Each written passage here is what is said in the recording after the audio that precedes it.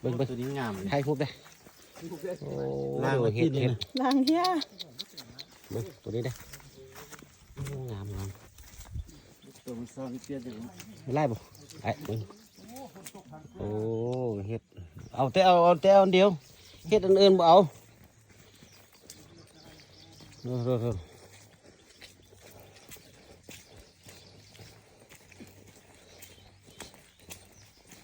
ข้างนี้ปั่นไปหน้าหัวหน้าประสิทธิ์ไป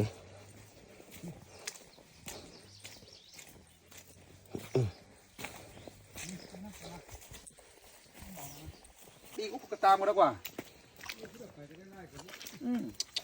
เฮ็ดแท้ที่น้องเลยไล่เหรอวะ